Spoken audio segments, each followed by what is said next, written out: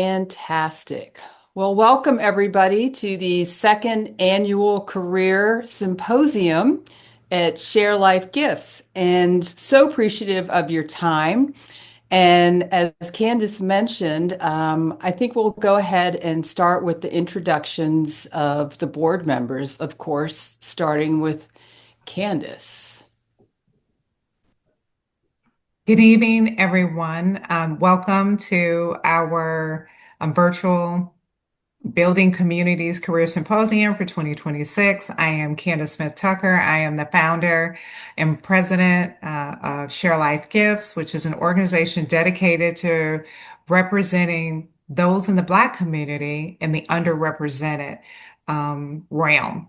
We are working to bridge the gap between information sharing and sharing of our talents so that no one is left behind even after, many years of, making strides, there's still lots of work that has to be done.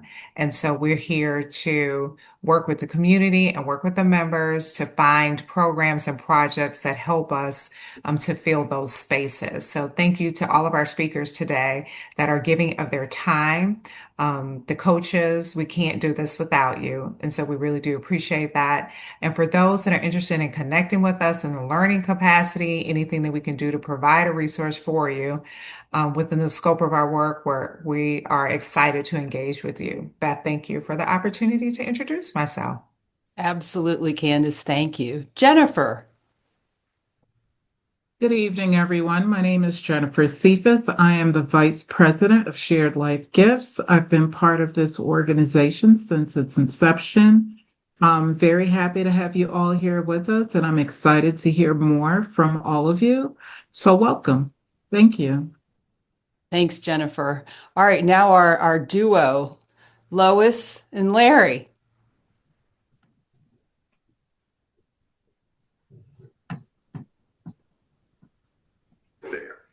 Good evening. I'm Lois Jenkins, and this is my husband, Lawrence Jenkins.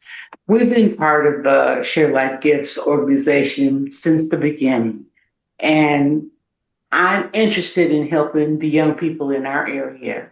Since we're in a diverse group, we're all across the country, so we are handling the central part of the country.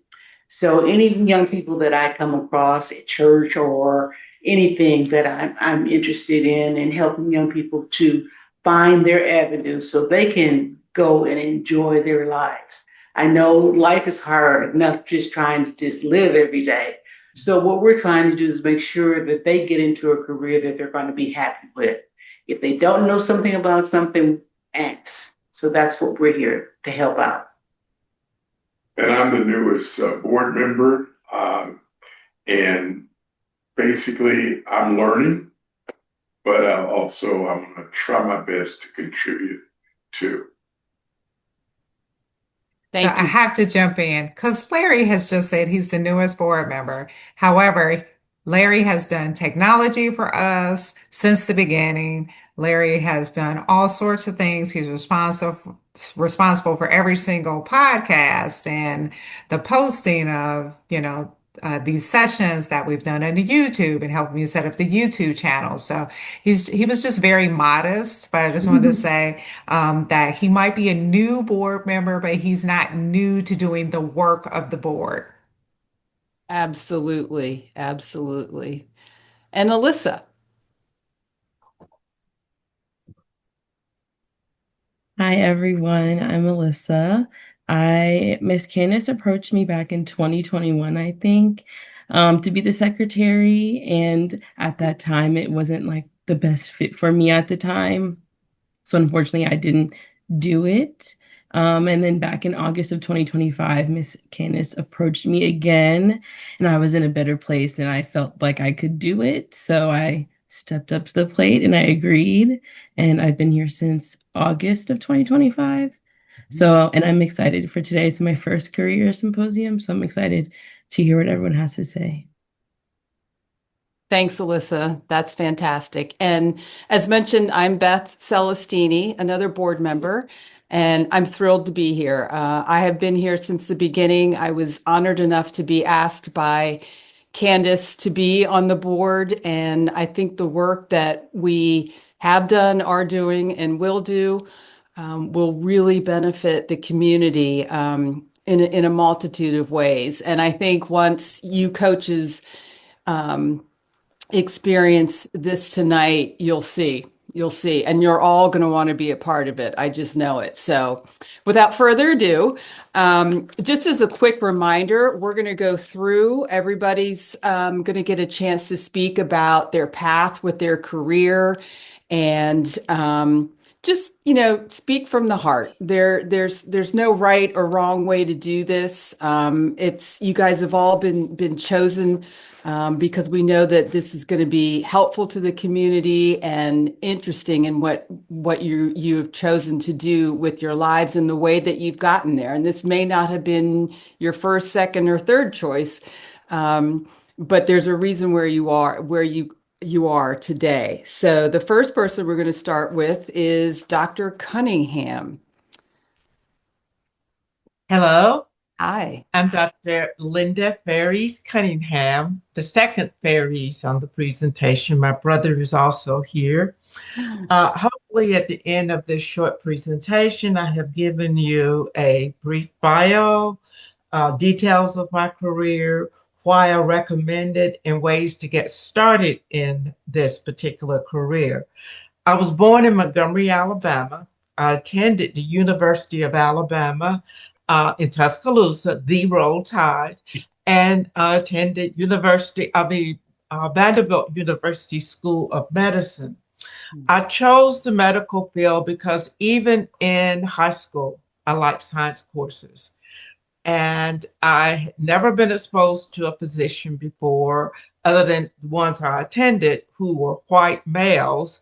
And I wanted to do something in my community, and I thought the medical healthcare field would be a good field for me. I attended the University at Alabama at the time of the start of integration. And I want to bring that up because that is a major obstacle for many minority students. And it was for us. We were there 11 years after George Wallace stood in the door. But I was fortunate that I selected peers. I surrounded myself with other students who were interested in a career.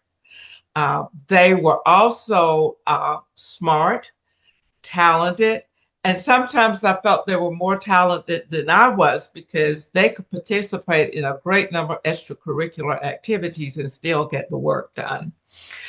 So I surrounded myself with them. They motivated me. I joined a sorority, and those wonderful women, especially the founders of my chapter, were inspiration to all of us.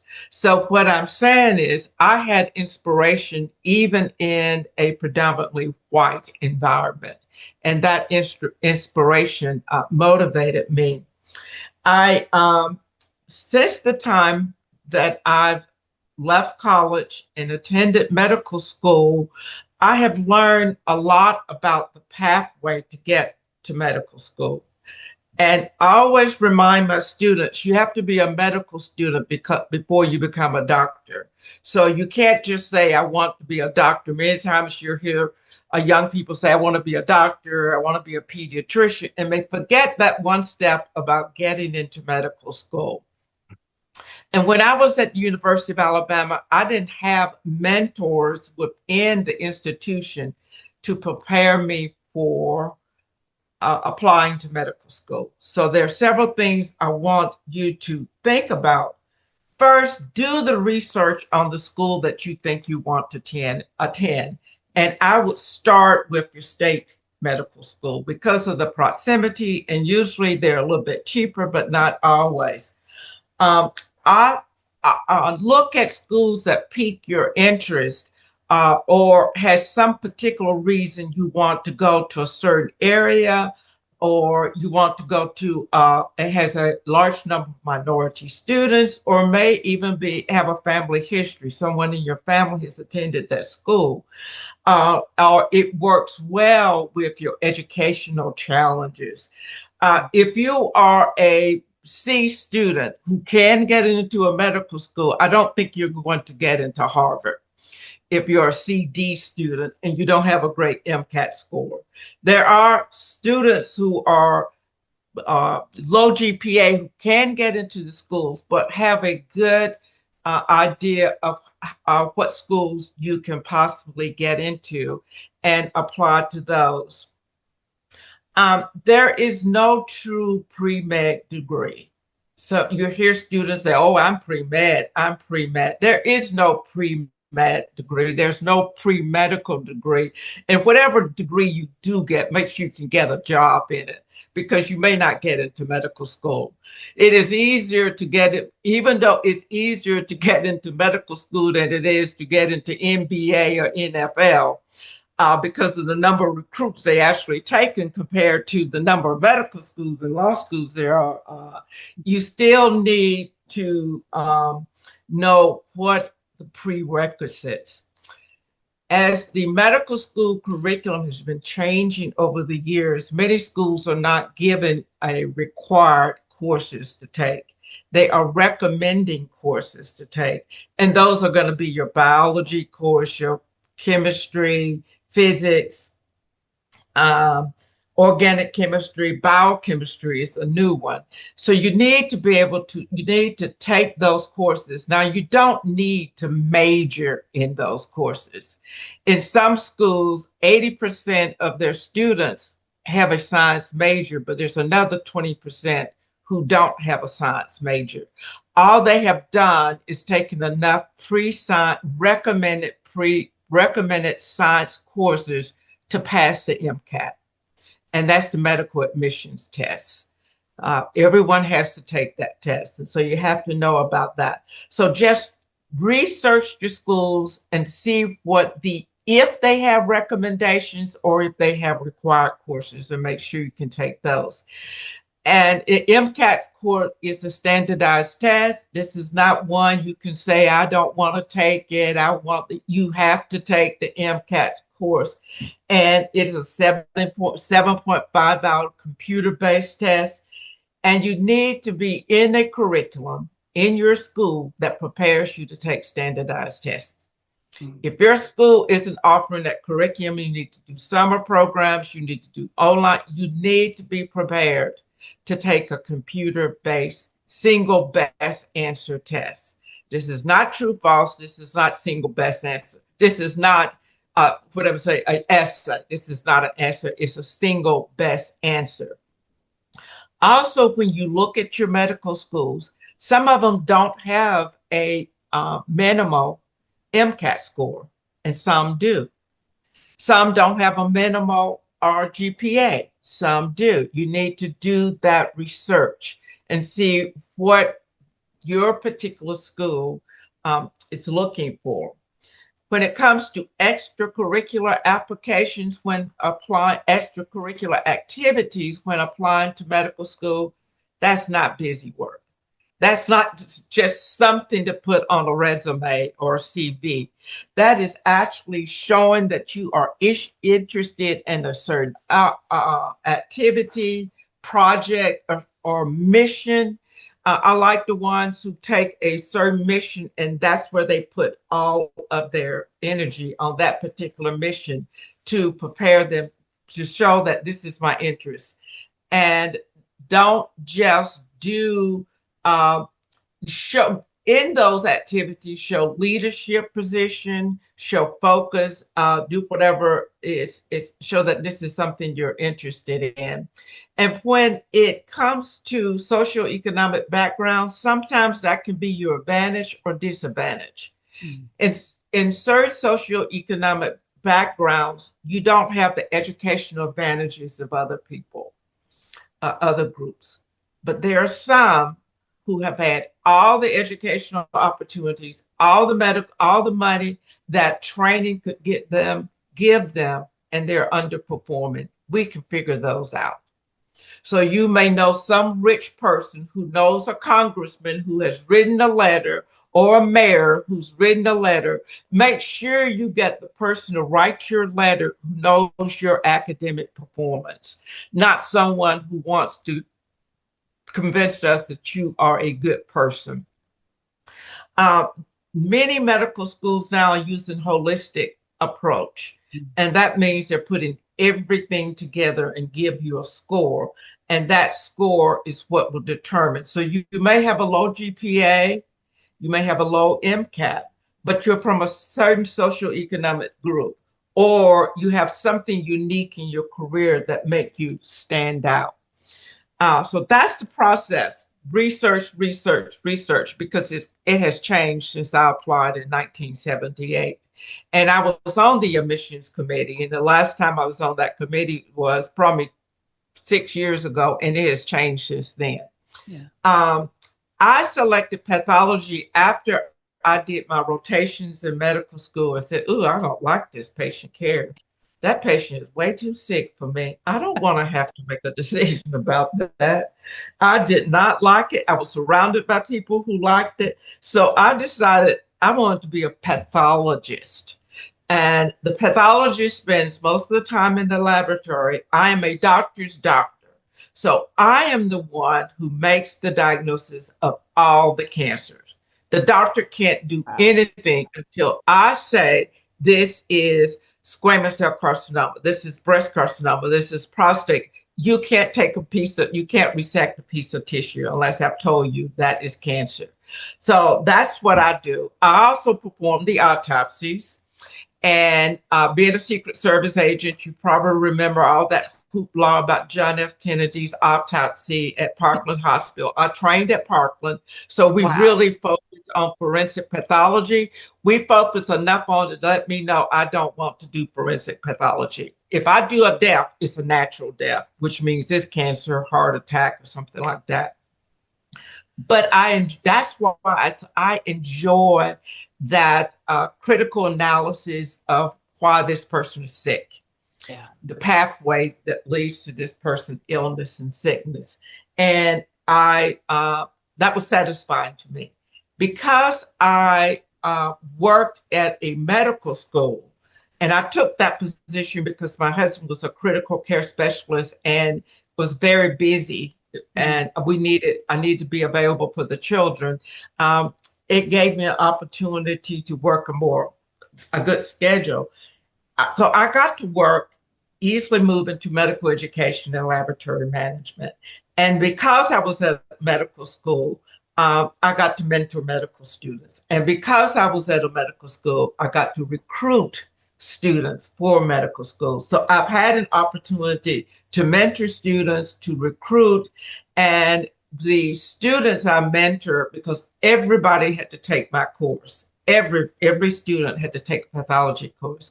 I did a very good job of that, and they really compliment me on the job of mentoring, and I did do recruiting work too. So I have no doubt. Can I come like hang out with you for the day or something? Oh, I'm retired. I turned in my medical license and my travel partner on this Zoom. So no, I travel now. I did see students recently, but yes.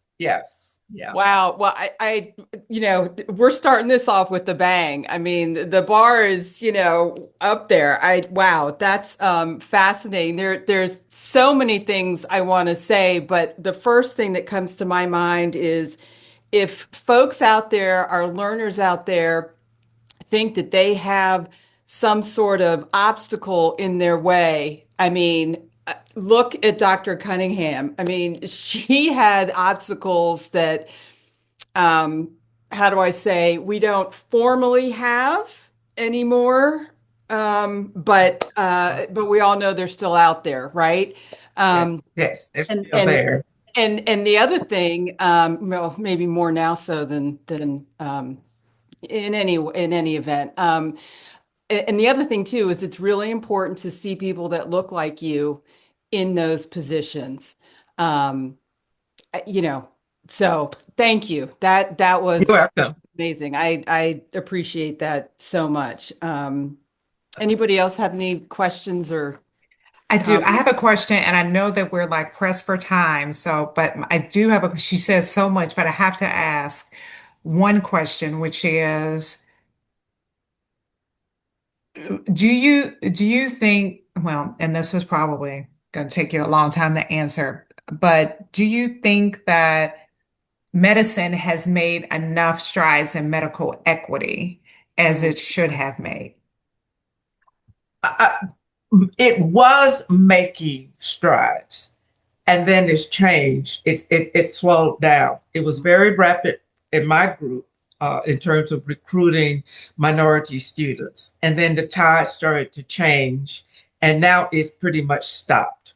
Okay, because of the administration, and some schools have tried to fight the backlash against diversity, but they're occasionally penalized. No, it has not made enough strides, Wow. It's and a our good administration question. is not helping it at all. Yeah. And my brother will also talk about that too. Yeah, we're lucky enough to have your brother on as well. Yeah. And he is number 2 on our list. So are we addressing you as special agent or special, how's Oh, that going to work? not at all. It's on the program as Ricky, and my family calls me Ricky, and that's great. That is awesome. My real name is Bertram Ricardo, so the family took the Ricardo, and everybody calls me Ricky. But Understood. if you would inquire in the FBI, it's Bert or Bertram.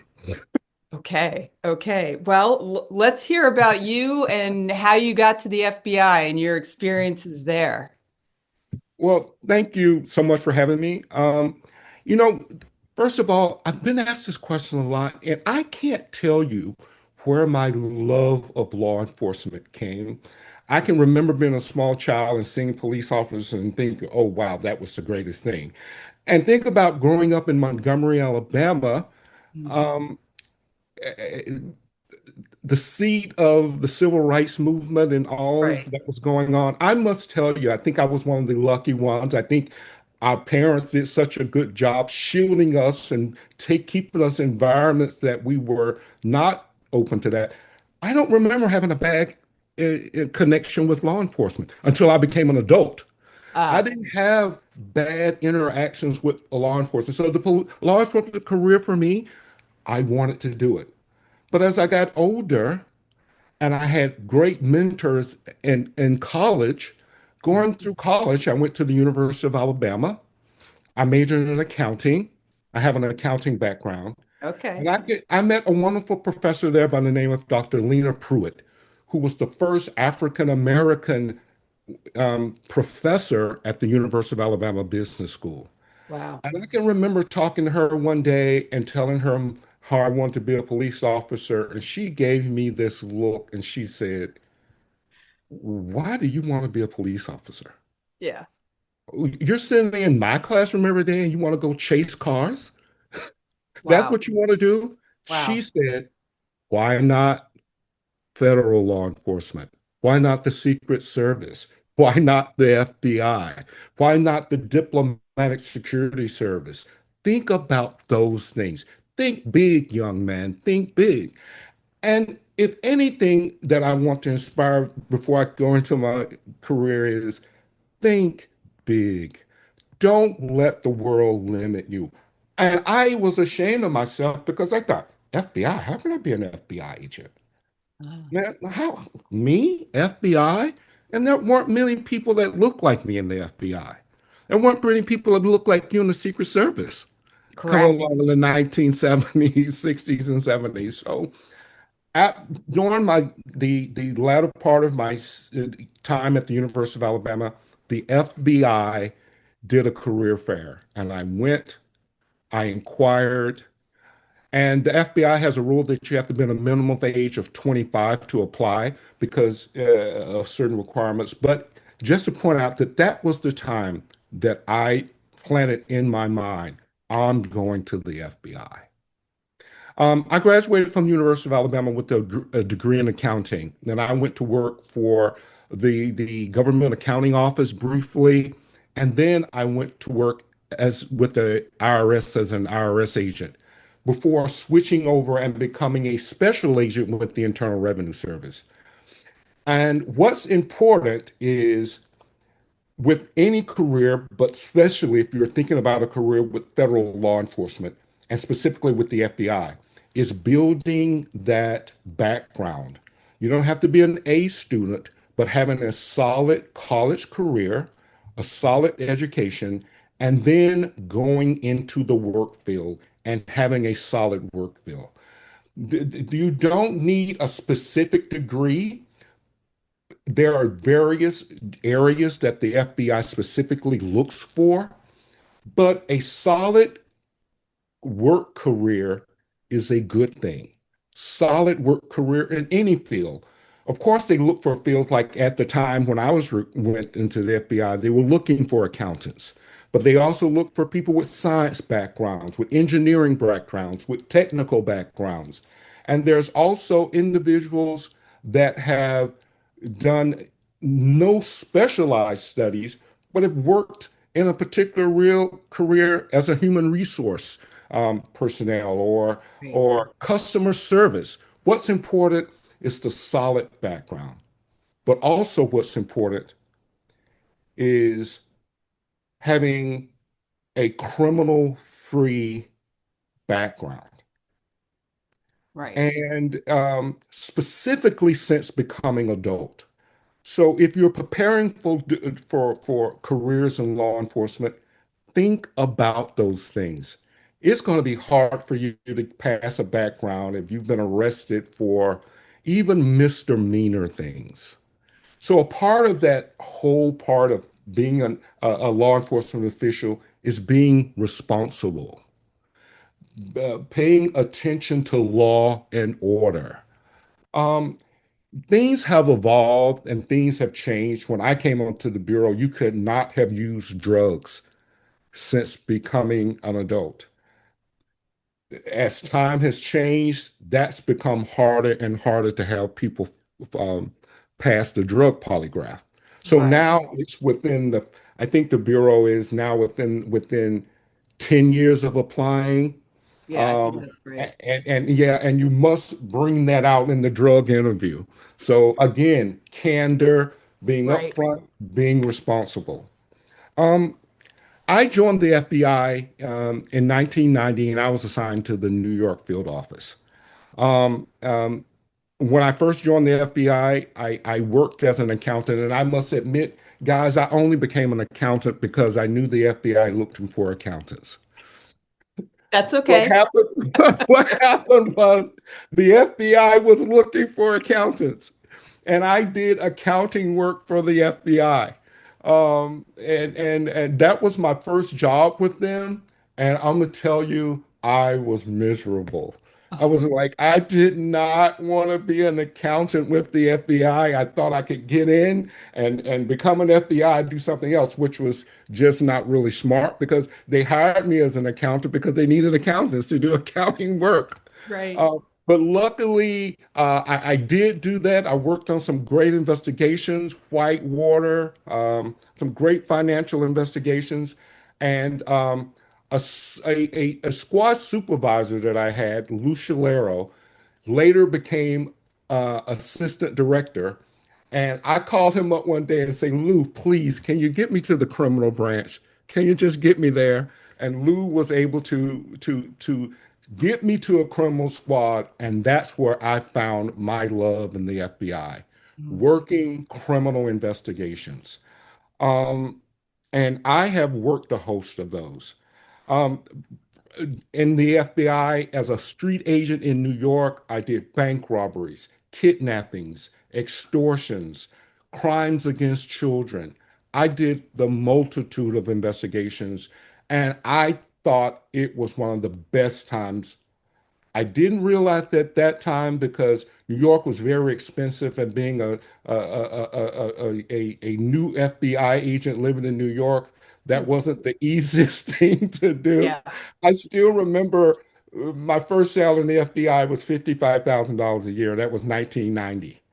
And so it was five of us living in a three-bedroom apartment. We Yep. shared a bathroom, but as an FBI agent, I had so much fun. It was such a rewarding career for me. Yeah. My first supervisory position was shortly after 9/11, when the Bureau was encouraging individuals to become to headquarters and to switch over to terrorism and to work those type of investigations. And I was the one that raised my hand. I went to the FBI and I worked in what's called SIOP, or our Strategic Information Operations Center. And this is the FBI's command post for all investigations that are happening around the world. And again, a great place to work, a very stress intense place to work, but having an eye on all of the important investigations going on around the world. From the 9/11 investigation, I still can remember where I was that morning. I still can remember the smoke rising from the Pentagon. I can still remember taking calls from the White House and working in the command post that day. So I worked with the 9/11 investigation, the DC sniper investigation, Oh, yeah. just a host of things that I was a part of. I think her name was Smart, the young lady who Elizabeth. drove Elizabeth, who disappeared, that investigation.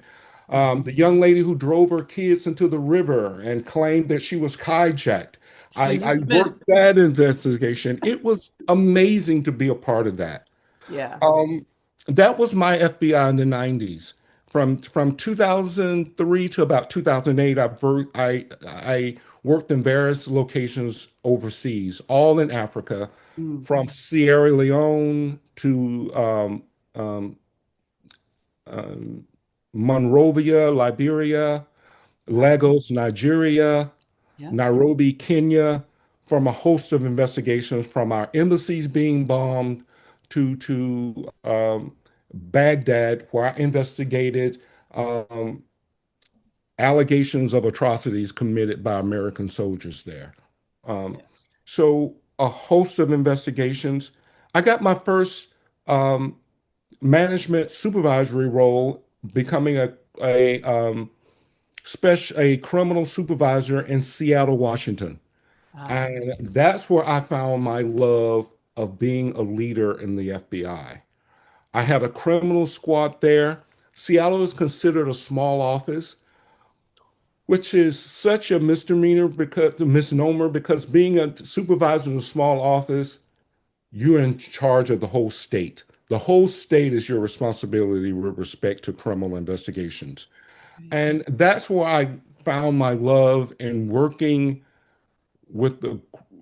as a supervisor with a group of agents and being a part, having that managerial eye on investigations and how they're handled and how they're worked, and accepting or rejecting investigations, deciding what to take forward, allowing agents to become agents, giving that guidance about those things that you found important.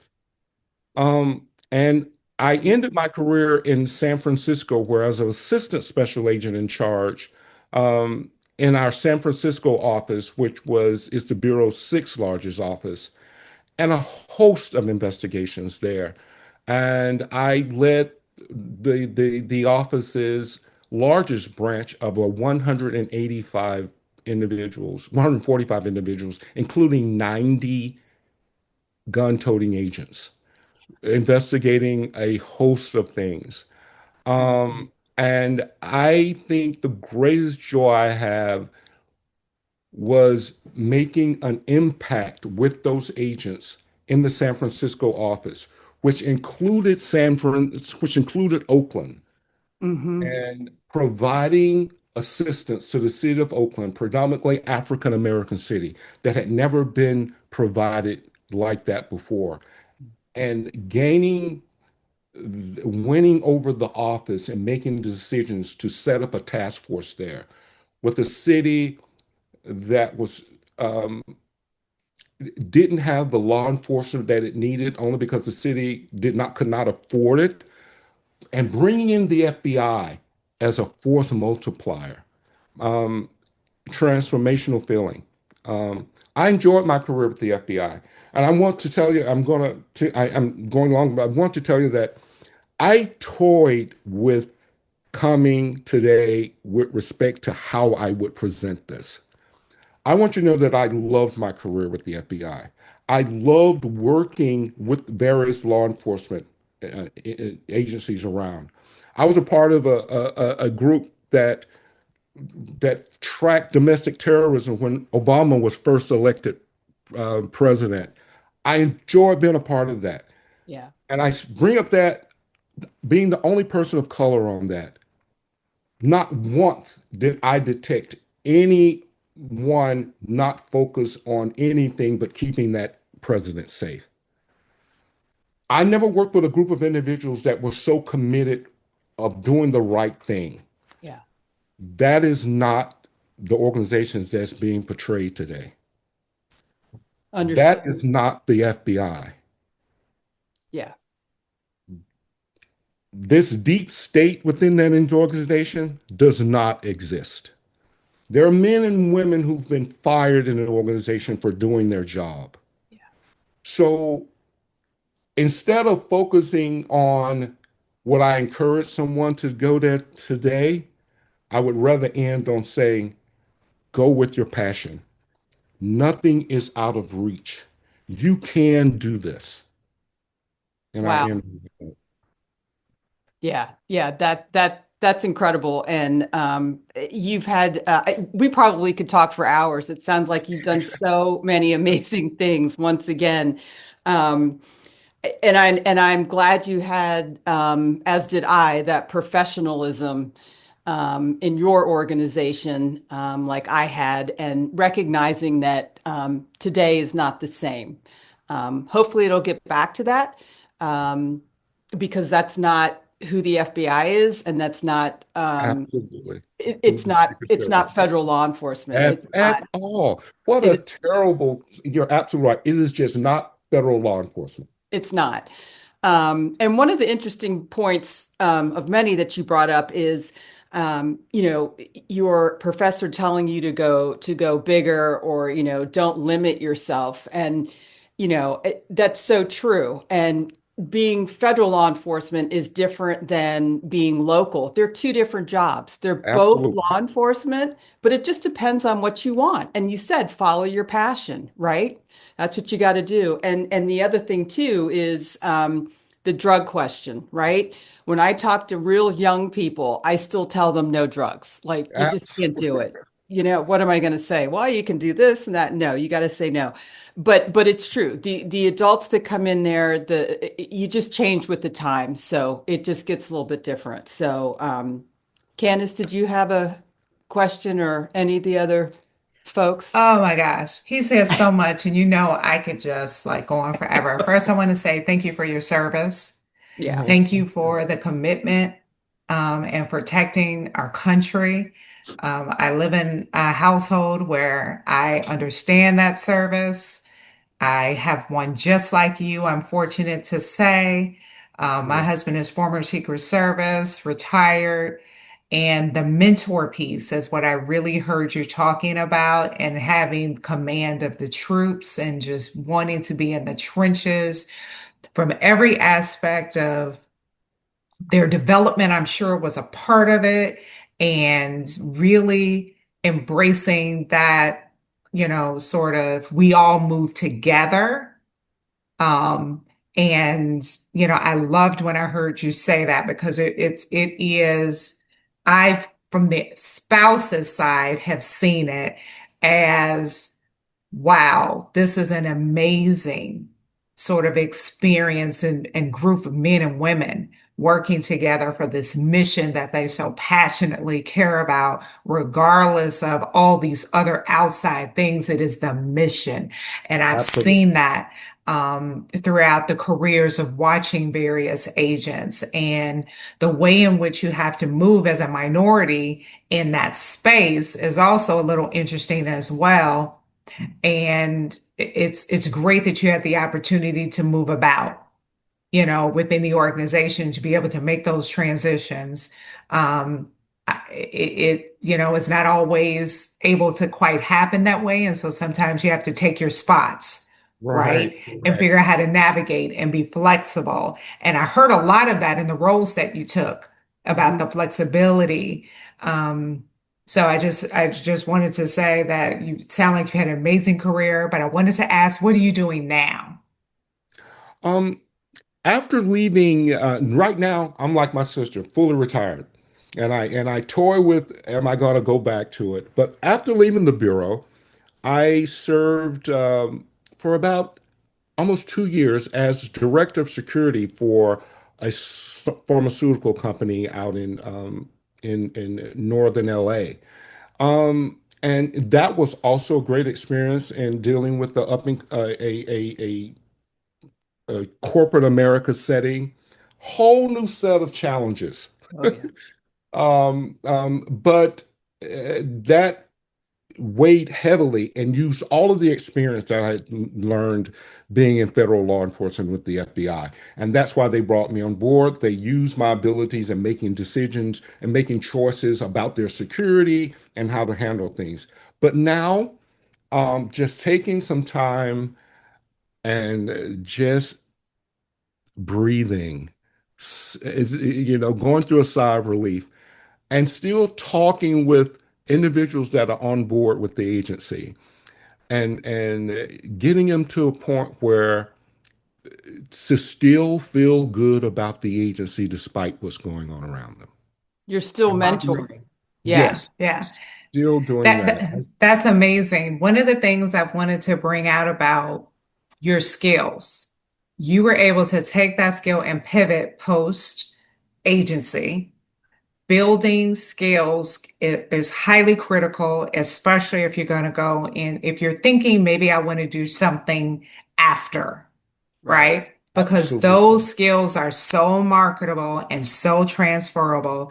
And government service is not always, you're not going to get wealthy in No. government service, right? No. But there is a potential to be able to spend that and use that post-government service for higher paying jobs.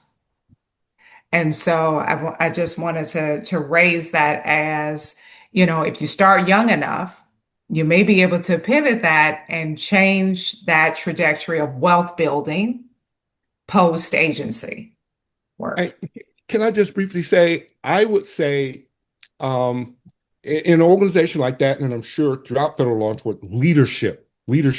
And you always don't have to be leading people to be a leader. And I would even say now, as they're starting their careers, do that thought of, I want to be a leader, and start developing those leadership skills, which are pretty basic. Having a vision, a eye on innovation, inner values, inspiration, learning how to lead, learning how to be a part. And I think those skills will develop as you go through your career, make a point that they develop, and they will help you make that transition over to something different. Because let me tell you, corporate America is looking for leadership. They're looking for those individuals. And being a leader with a great work history, you're golden. You're golden. Yeah. That's an excellent point. Yeah. Thank you, Candace. That was a wonderful question. And again, thank you, Ricky. We appreciate that so much. So our next coach is Rita. Is that Kumi? Is that correct? Am I pronouncing that correctly? Yes, I have two last names, Kumi and Louder. Oh, I'm sorry. Okay. Yeah. Kumi Louder. Yeah. Welcome. Thank you.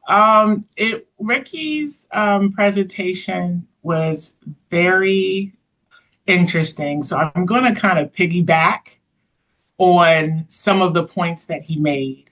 So I am Rita Kumi Louder. I am the sole principal owner of SBBK LLC.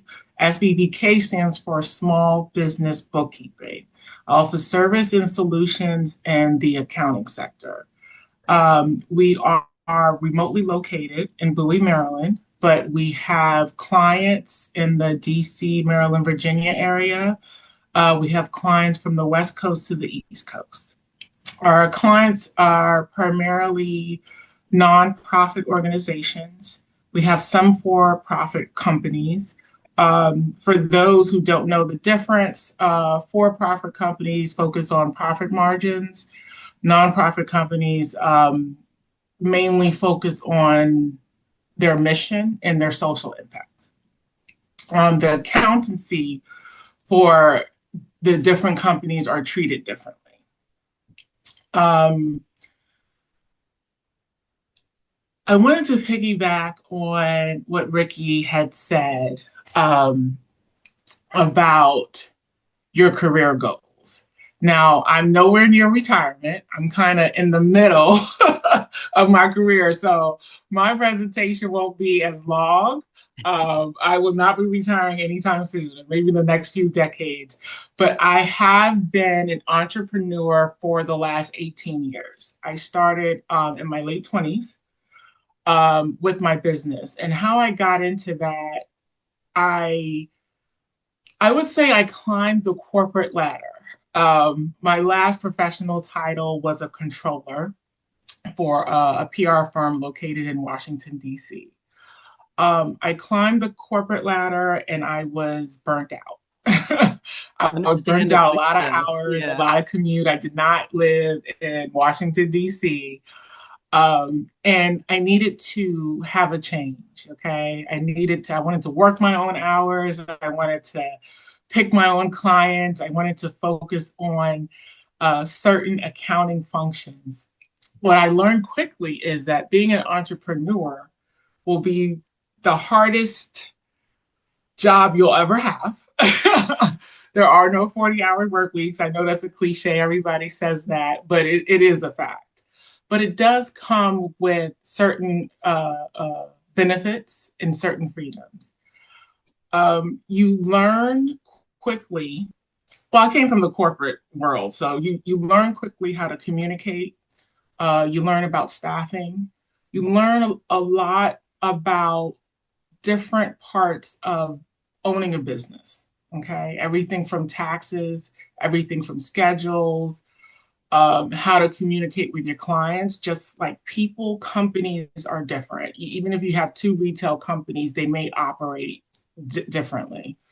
But the main focus of the business was, for me at the time,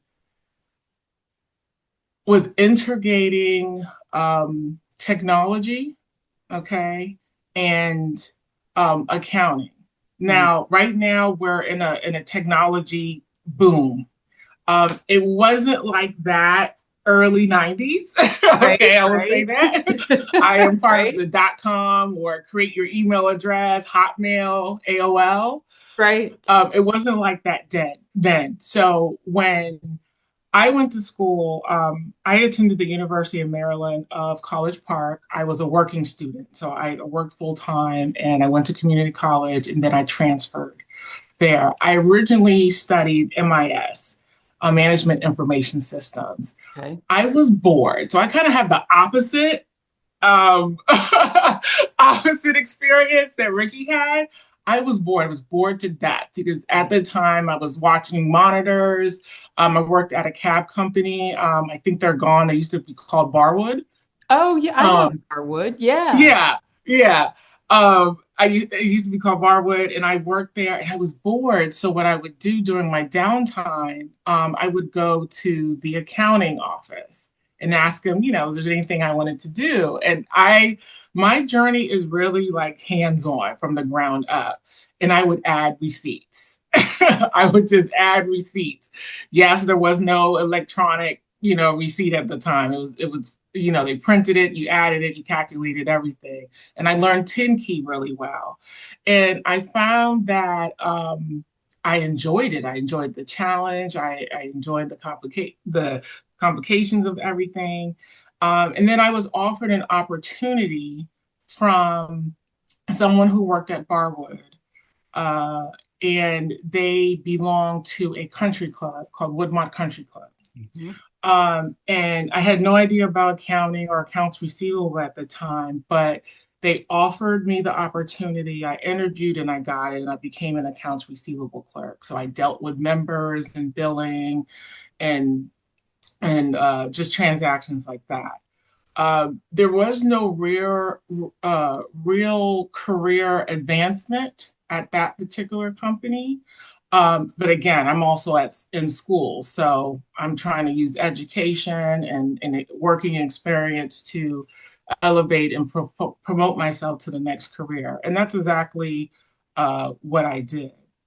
I would say in my journey, mentors, and advocating for yourself is probably the best thing you can do for yourself, even if it's just an idea that you think is silly. I mean, look at Uber, look at Lyft, look at Instacart.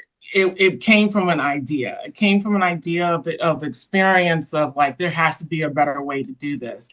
I was lucky enough and blessed enough to have great mentors, people that I met along the way, people who saw a talent in me or a gift and said, hey, did you think about this? Did you think about that? So my journey, honestly, has always been based off of recommendations. I've kind of been lucky where I didn't really have to do a whole bunch of interviewing, and I just always got recommended to the next position. Now, when I became a controller, I did reach out for what do you call it? Hire people, recruiter, a recruiter, yeah, who helped me land, this controller job. Why would you want to be an accountant? Now, let me be clear. I'm an accountant, not a certified public accountant, and that's a career choice. I wasn't interested in tax advisory or doing taxes or auditing. Auditing is a different ballgame. Forensic accounting is a different ballgame. You're focusing on, and this is all you're going to do. So if you're not a person who likes to be behind a computer 12 hours a day, then I don't know if you should be in the field of accounting. Right. Now with finance, there's different sectors in finance that people may not be aware of. Accounts receivable, accounts payable, grant accounting, cost accounting, government accounting. So you can specify what you want to be in that specific industry. A lot of education and training that didn't exist then exists now that are free.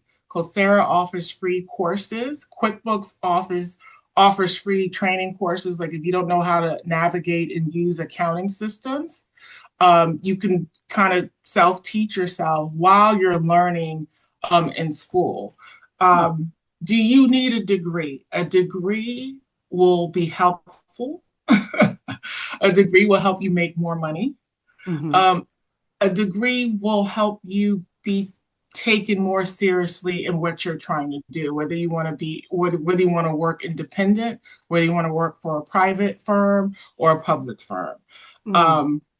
So you can, if you just want to be a bookkeeper, there are tons of small businesses. Small businesses is the backbone of this country, that will hire you as long as you can show and articulate your experience in the field.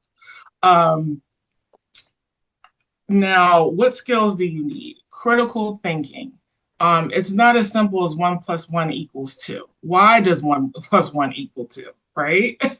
Right. Good point. Yeah. Yes. How do you communicate that not only to the business owners or the principal managers?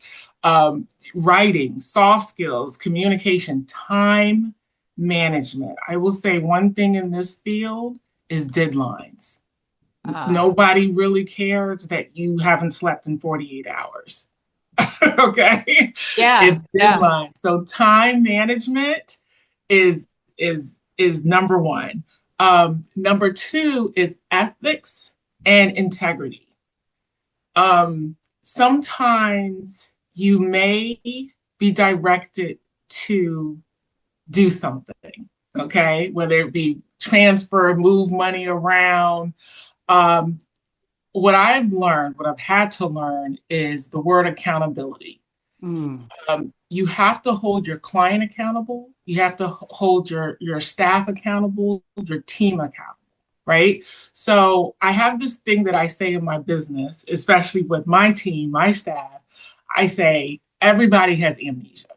So even if you talked about it in a meeting, even if you verbally communicate it, follow up, that transaction with some words, an email. Have them confirm that this is going to happen. Let them know the dates of, outline everything. Integrity is very important. And I'll share this one brief story of an old client. He was a government contractor. And unfortunately, with his finances, finances became tight. And he was not paying the subcontractors. That was the agreement. So he was the prime, and he was supposed to pay the sub. He didn't, and he got himself in some trouble. Now, I was contracted as his finance director at that time. I gave some advisement. He didn't adhere to the advisement, so I terminated services. Yeah. You have to have, no one's always going to listen to you, right? So even though right now in my business, I primarily serve as financial management, a controller, a financial director, you're giving advisement. It's not your business, but you're giving advisement for them to make the right choices. If you feel uncomfortable, go with your gut. If you know it's wrong, don't wait for the time to undo it. Yeah. Just leave. Okay. That's why a lot of people, when there's legal matters, they get called. Yeah. Right? They get called. They have to kind of testify. So think about, as an entrepreneur or as someone who wants to get into the finance field or accounting field, think about what service you want to offer. Think about what you think your contribution can be to that company and how to obtain that, right? Think about the pros and cons, not just for the present time in your life, but even in the future. Think about how that will fit in, right? And one of the things Ricky did say too is, and I'm glad I'm learning this now, not afterwards, after return, is right now I'm in a part of my life where I'm thinking about my passion. What do I want to do? What do I love to do? That doesn't always equate to money. I make money. Now, what can I do that I'm passionate about that may by chance will make me some money? So if I look back at my younger self, I would tell myself that I can focus on more than one thing, more than one career. I can have a career that can pivot or branch out to other things. Wow. That's huge. That's huge. And you know what, one of the other things I love that you said you're working for Barwood and you got bored. Yeah. So instead of just like kicking back, you went into the accounting office and was like, hey, you made yourself more important to that company because now they were actually kind of getting free help, right? Yeah. You were learning something. Yeah. So I think that's really good for our learners to realize that, maybe your job isn't the end all be all, but what else is out there right in front of you that you could take advantage of, right? Like you did. And here you are, right? Yeah, and I want to add too that I think joining professional organizations and networking is also very important. No one told me that at that time. I kind of, that's it's the end thing now, right? But you meet so many people. Yeah. You meet so many people that are in different industries, but somehow it ties into what you want to do or what you're interested in. And you may not even realize it. Yeah. And that's not always easy for everybody to put themselves out there. Like, well, how am I going to connect with people? But you connect with one person and then maybe you get better at it, and then Yeah. maybe it's a phone call, maybe it's not in person. Yeah. That's how things grow, and it takes time. And not Yeah. everybody you meet or get introduced to Yeah. is going to be the end all be all, and they Yeah. don't have to be. And So and now networking is it's virtual. everywhere. Yeah. Yeah. Yeah, Yeah. so you can really, network without, shaking heads. Exactly. Exactly. Well, that's amazing. And I also learned that, you can actually do accounting work and not be a CPA Yep. or accounting, because I'll tell Yeah. you, I cannot do accounting. I got the left side, the right side. I was like, this is Yeah. not for So me, right? so one thing about owning my business is I partnered with auditors, CPAs, and that. So the firm offers Yes. tax filing. But because of I adhere to SOD, which is separation of duties. It basically means if one person is doing everything, they shouldn't do the next part. So Right. mainly we focus on doing everything. Yeah. Okay, doing the back end and front end. When you have a separation of duty, you prevent. It's like a risk fraud prevention. Sure. Yeah, yeah, Sure. And the other thing too is that you learn is when you don't know how to do something, but you know how to go ask somebody who does yeah, know how to do yeah, that, right? yeah. Mhm. So And, yeah, it's like tax law, being a lawyer. You actually have to keep up with your certs. Okay, right. yeah. I belong to FASB, which is you keep up with the guidelines of GAP. Okay. But with the tax, just like now, the current administration has changed some of the tax law and requirements, right? For 2026, I think 2025 too. You have to Mhm. keep up with that. If That's you're interested in that, then go for it. excellent, Yeah. excellent advice. Candace? You're Again, I know you expect. Do I still have my hand up? By the way, do I? Because I didn't mean No. no. to. Okay. All right. No, I could, let me just say that one thing Rita did not say is that she has to counsel in ways that, she's gentle, but she will tell you. Maybe you might want to consider. She's always so polite. But she's right. If she said it a few times, like I don't believe she'll say it again. I always get Yeah. the impression when she's telling me things that I should probably listen. Um, I found Rita, and I always say that she's a godsend because she's really helped Share Life Gifts, sort of think about the bigger picture, accountability, holding us accountable. What are you going for? What are you trying to move to? Why are you doing it?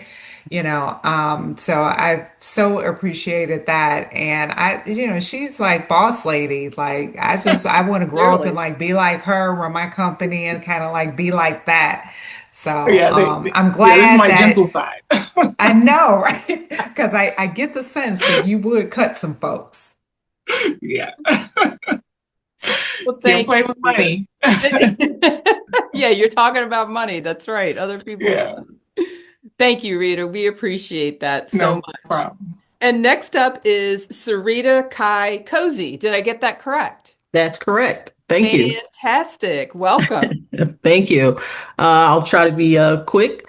So my name is Syreeta-Kai Cosey, and I am an architectural glass and metal worker. Oh, cool. Wow. Uh, Starting off at a young age, I always enjoyed building. As you can see behind me, there are tons of Lego. I'm an adult fan of Lego. I have an addiction. And so I just like building as a child. And so I always thought, oh, I'm going to be a builder when I grow up, I'm going to be a builder. I'm going to be an architect. And my parents, although very supportive, they suggested that I build computers. And so I actually started off, went to college. My degree is in information technology. So I went to school, got my certifications, A plus, network plus, security plus, and I worked with computers and doing things like that. Then I had a career change. And so I became an apprentice at the age of 40, working in the building trades. So I Excellent. am on that second part of my life doing what I am passionate about. Yeah. And that is what is known as field as a glazer, but again, it's an architectural glass and metal worker. Yeah. So, depending on where you live at in the country, it could be something as small as, say, your dining room table. If it's glass, a glazer has had a hand in it. If you have shelving in your home, or you go to a bar and you see the glass shelving, a glazer has done that. We also do mirror work. It could be the shower install in a home. Um, Elevators inside that area there, a glazer has done that work. Oh, I We didn't. also do larger projects, so it could be walking into the convenience store or gas station. When you go into hotels, you walk into the grocery store, sliding glass and automatic doors. A glazer has done that as well. And we do the larger buildings. Not sure where many of you are located, but here in the DMV area, if you look at the MGM casino, Yeah. or at Arundel Mills, the Casino Live, a glazer has done all of that work. Okay. Wow. And so glazers, we're skilled glass and metal workers or tradespeople. And we're responsible for cutting, installing, replacing, removing glass, residential and commercial. We do all of those things. At this time, so again, I said, I came in as a 40-year-old apprentice. It's a 4-year program. I knew right away, I don't see myself lifting glass for the rest of my life. Right, right. And so I got in with a good company, learned a lot. I asked a lot of questions. And before I completed my apprenticeship program, so although I was an apprentice and working in the field, I was given the opportunity to transition and become an estimator. And so I went from being outside in these cold temperatures, as you see it snowed here today, to being able to go into an office with a space heater, and I look at plans and I look at drawings and I highlight as much as I can and I estimate numbers and I put packages or proposal bids together so that we can win contracts. And by winning those contracts, I keep people employed. Excellent. And from that position, I moved and became the project manager. And so now, once a contract is won, I'm making sure packages go out and submittals are done and scheduling and, making sure time management is an important thing and making sure all of that is done. So there's a lot that can be done. There's a lot of opportunities. And I am a part of the union. The union that I'm a part of is the International Union of Painters and Allied Trades, glazing being one of the allied trades. There's a lot more I could say, but I'm more open to receiving questions because I think questions kind of help more people out. Oh my gosh, where do I sign up? I know. I was like, wow.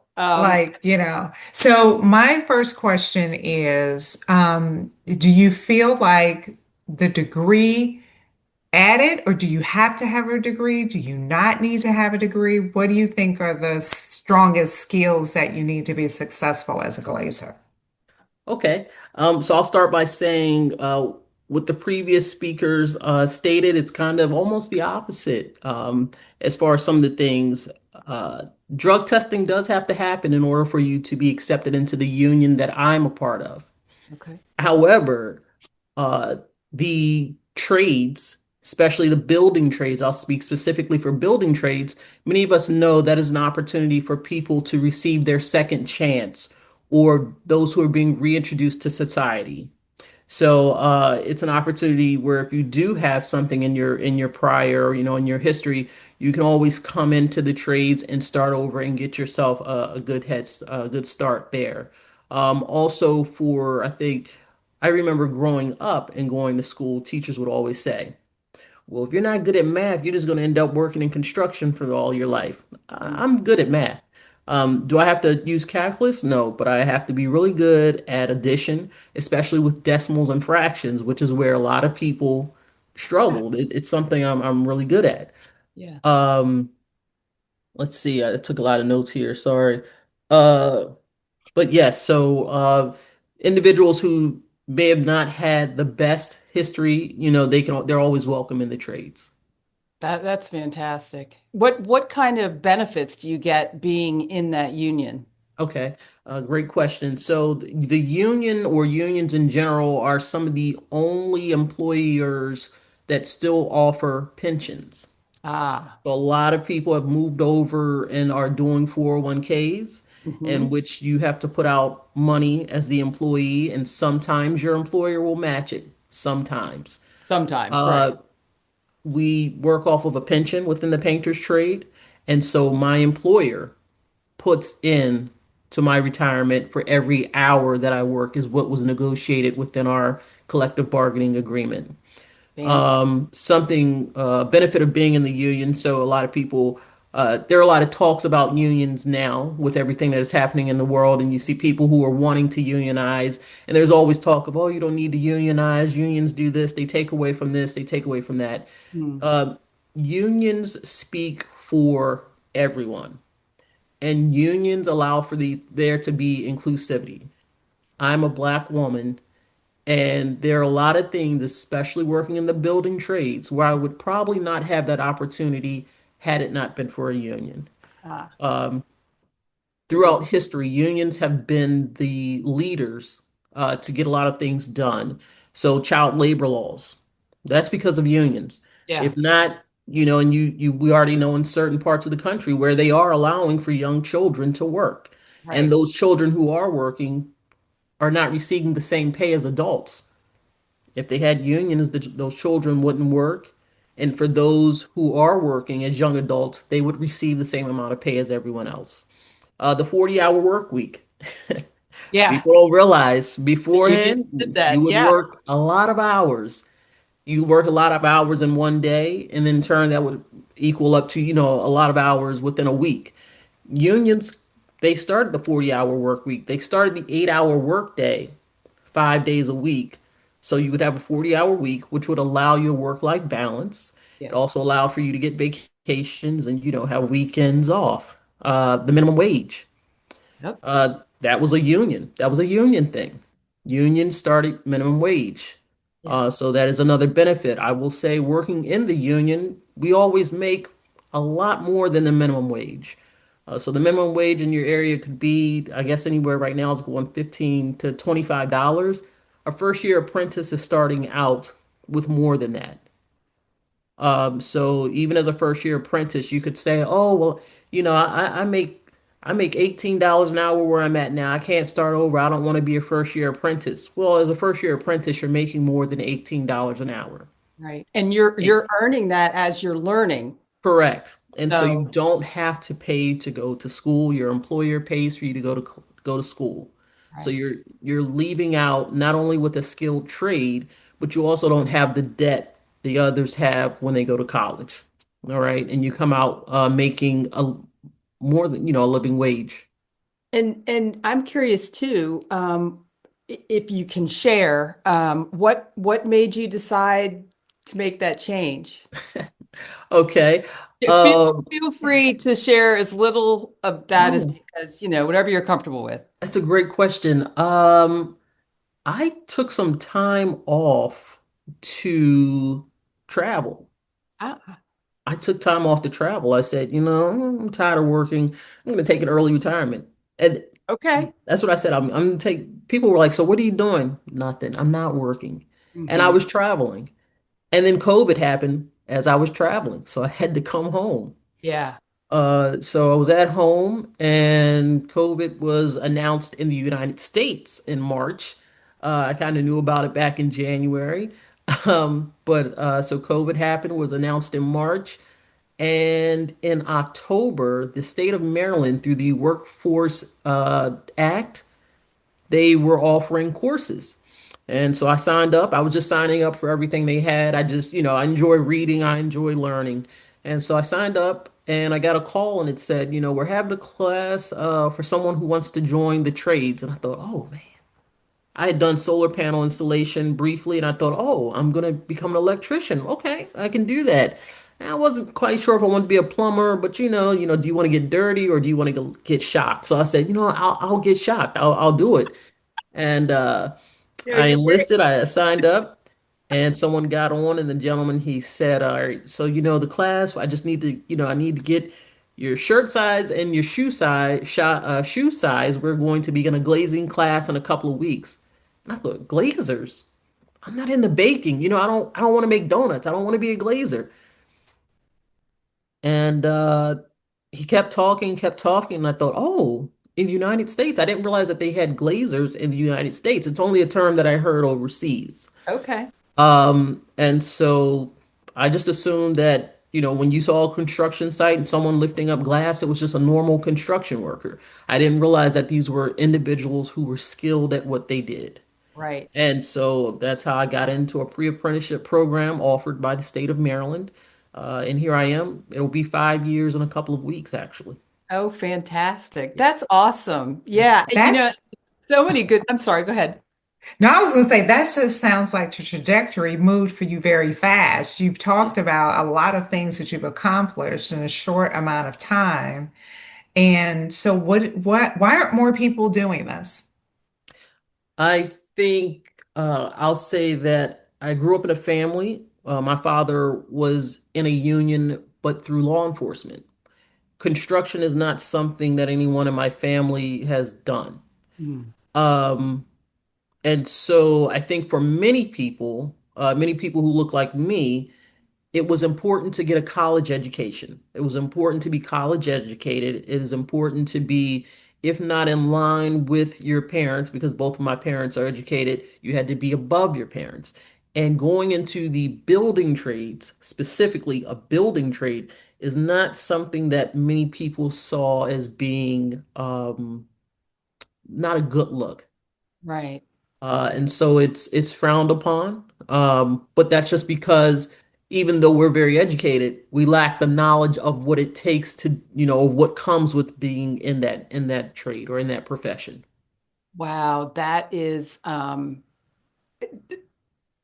speechless. You said that so well. That hit me really hard. That is amazing. Wow. I hope our learners are listening, and I hope that sinks in. That was really that was on point. And also for our learners, for those of them that do not know what a pension is, it means once you stop working, your company keeps paying you, not your same salary, but a percentage of it. So it's free money. It is free money. You've earned it to the point where you spent your career there, but it is free money. And many companies are switching over to a 401k, which is a different kind of payment, but the pension is guaranteed. And so when you're looking at those things and you're considering a union, remember that they give you free money at the end. Well, and the other free money, Sarita, do I have this right? Your benefits. You're not Yes. paying for your benefits, are you? That is correct. I am not paying for my benefits. And I'll also go back to the negotiations and the things that the union does for me. My union specifically, we negotiate on our salaries. And so I don't have to go to my employer and say, hey, I deserve a raise. I think I'm worth this amount of money.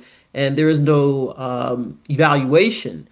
What happens is all of the glazers within the area that I'm located, we get together and we have a meeting. And so you have a few hundred people in a room who are saying, hey, I think we should ask for this amount. And then some people say, oh, no, that's too much. That's too much. And people say, yeah, let's ask for it and see what they give us. And we say, this is the bottom line of what we'll accept. And then, the owners come back and they come back to the union and say, we'll give this amount. And then as a union, we say, okay, they're going to give us that amount. Let's take 20% and put it towards our pension. Let's take 10% and put it towards medical. And we have to vote on that because some people think, you know what, more should go to medical. Mm, And I don't need that much going to pension because I'm new, I'm young, I'm in my 20s. I don't really care about my pension right now. I don't want right. to put 20% away. And then you have someone who's like, I'm out of here in 5 years. Please give 30% to the pension. Right. And so we have to negotiate those things. It's a democracy. We have to vote on those things. Um, Something that I didn't mention, but along with moving up within the company that I'm in, uh, and being part of the union has allowed for me to become an authorized OSHA trainer. And so Ah, now I'm the individual. A lot of people, when you walk into your offices, your break rooms, there's always that sign that says know your rights. I'm an individual who gives health and safety training, wow. and that's through the union. And I Yeah. can take that and I can go anywhere, anywhere. It's not regulated to just training individuals within the union. I can take that somewhere else. Right. I'm certified to operate forklifts and things like that. the union provided the free training. And that means, you know what? The union is paying good, but I just got to keep moving. I don't have anything to do this Saturday. You know what? I could go and apply at Home Depot because I'm forklift certified and I can work there a couple hours on the weekend if I wanted to. I don't Right. have to because they pay me more than I need. They pay me more than, but if I'm bored, it's something else I could do. Well, and driving a forklift, I'm sure is pretty exciting. I'd like It to do is, yeah. that. I mean, seriously, like what's more fun than that? Maybe the what do they call it? The Zamboni on the ice rink, Yeah, now right? I that mean, that's nice. I'd like to do yeah, that. that would be Yeah, fun. so what I really want to know is how much do I have to bench press in order to be able to do glazing? Like, do I Excellent need to get in question. the gym? I need to get the workout on. Like, Um, I'm a person who brags about going to the commissary so that someone else can bring the bags to my car. I don't I don't like lifting. I'll do it if I have to because it's my job. But there are tools. There are always tools, and people always say, "Oh, I can't lift that. That's 200 pounds." The owner of a company does not want you lifting 200 pounds worth of glass because if Good it point. falls, they have to replace it. No one wants to lose the money. So you're always with the team of people. There's always another, helping hand. That's So as far as awesome. lifting, just being able to lift would be good. I say being able to lift your tools, your tool bag maybe. But other than that, I think that shouldn't be a concern. So That's and so day one, you start as an apprentice, you're in the union, you're getting benefits, and you're getting paid. That's all dependent upon how your union is set up. Okay. Different unions will have a time period. It could be a grace period of 90 days. It depends on what is negotiated within your local. But you do they do provide you with jobs, and so Yeah. it's not. I'll say you go to college, and they all have the career, the career office or someone who's supposed to help Yeah, you but with they're not making sure getting you a got a job. job. And Right. no. it's them helping you getting a job is being able to write their name on your resume. Yeah. And the Mhm. union, someone actually called me. I signed up on a Tuesday, and Wednesday I got a phone call saying that I was going to start work on Thursday. So I said, "Oh, Monday?" And he says, "No, on Thursday, tomorrow, be at this place." And I said, "They want me to start in the middle of the week? That's crazy." But it's the way it happens. They Yeah. needed me the next day, and so I went the next day. Wow. All right. That's fantastic. Well, thank you, Sarita. Really Thank you. appreciate that and your time. Well, next up, we have Tonya Body. How are you doing, Tonya? I think you might be on mute. Okay, I am Yeah. doing well, thank you, but I sure hate to have to come behind the glazer, Syreeta. Come on now. That was amazing. That That was was, great. that was. Well, welcome. And Tanya and I go back a little bit. I know her husband, and we were colleagues at work. And Tanya is a phenomenal realtor and helped my husband and family and I get into the house that we have now. So thank you, Tanya, and welcome. You're welcome. Thank you so much, Beth. And thank you for everyone. Good evening, everyone. And thank you all for having me. Such a pleasure to be here. So I'm going to go ahead and dive in and get started. So again, my name is Tonya Body, like Beth just said. I'm a real estate professional, investor, home stager, and entrepreneur. I have been investing in real estate for over 25 years. I have over 26 years of experience in professional home staging and design. Okay. I come from a family of business owners, so entrepreneurship was always modeled for me. I knew early on I wanted to own my own business, be my own boss, make my own decisions, and build something that, created both income and impact. So today, as a co-founder and CEO, I lead Silver Fox Real Estate Group in Northern Virginia.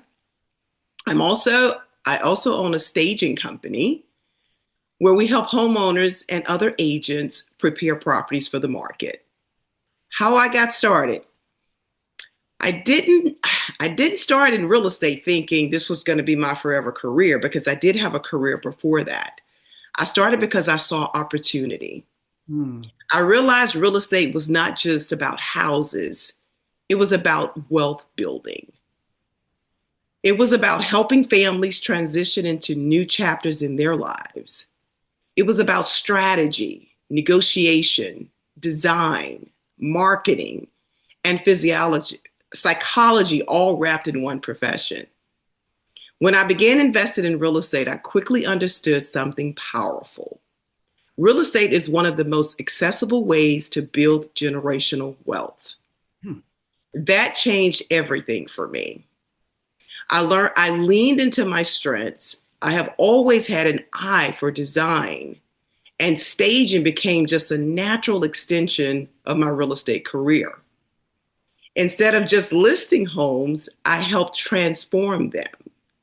I learned how to make properties stand out in competitive markets. That skill set has helped my clients earn stronger offers and build equity faster. What my career really looks like, I should say. Many people think real estate is just showing homes and putting a sign in a yard. It is much more than that.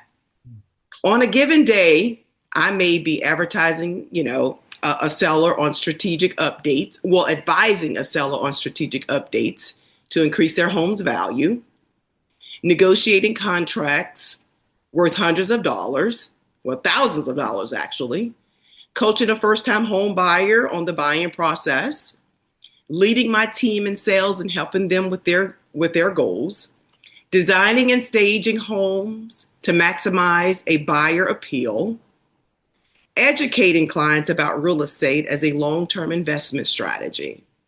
It is a career that blends business, creativity, leadership, marketing, finance, and service. And because I am also an investor, I understand real estate from both sides. I do not just sell it, but I own it. That gives me credibility and confidence when advising my clients. Why I recommend this career? I recommend real estate for several reasons. First, the income potential. There is no salary cap. Your work ethic, skill, strategy will directly affect your income earnings. Second, flexibility. I control my own schedule. That does not mean I work less. It means I work with intention. Number three, impact. I have helped families build wealth, downsize into retirement, upsize for growing families, and invest for the future. This, ladies and gentlemen, is meaningful work. Fourth, growth. Real estate forces you to grow personally and professionally. You must learn negotiations, communication, marketing, financial literacy, and leadership. And finally, ownership. I own my brand. I own my business. I make strategic decisions. That level of control is powerful. Yeah. Challenges to be aware of. I believe in being honest, right? Real estate is not easy. It's commission-based, Right. which means you must be disciplined with money management. You must be comfortable with uncertainty. You must handle rejection. You must build relationships constantly. The market shifts, interest rates rise and fall, inventory changes, you must adapt. But if you're resilient, strategic, and self-driven, it can be incredibly rewarding. How to get started in real estate? People may say, how do I get started? If someone you know is interested in the career, here are the steps. You get licensed in the state by completing the required real estate coursework and passing the exam. You join a brokerage that offers mentorship and training. Don't choose a market center based only on commission splits. Choose one based on support. That's where a lot of agents get it wrong. Find a mentor. Learn from someone actively producing and not just teaching theory, because it changes constantly. Learn marketing and branding early. Real estate today is digital and relationship driven. Consider investing as soon as possible, even if it's small. Ownership changes your perspective. Develop a niche. Mine became staging and strategic preparation, preparing homes for the market. And that made me stand out when I'm sitting in front of other people, when I'm sitting in front of potential sellers. My final thoughts are: real estate has allowed me to build wealth, lead a team, design beautiful spaces, educate families, and create impact in my community. It's more than selling homes. It's building futures. If you're an entrepreneur, people-oriented, resilient, and willing to learn, this career can definitely change your life. Yeah, that's amazing. And you were selling yourself a little short there, because you also have a mountain of patience. And because finding us a home was not an easy thing, I know. And wow. Well, you told me up front, you said that I would likely be the hardest client you ever work with, and I was willing to take on that challenge. And you exceeded all of our expectations, honestly. I mean, I know we were a challenge, and I did tell you that up front, but you're right. You have so many of those qualities, and that's one of the reasons that you've been so successful. And I can tell it's a passion for you, because no matter how many houses we went to see, some of them we'd drive up and I was like, nope. And she'd be like, okay, we're on to the next one. Like, she'd love to go show me a bazillion houses, because she did, right? And I appreciate that. And that's one of the reasons why we wanted you here tonight, is I think you have so much to offer our learners, as a lot of the folks here, everybody here does.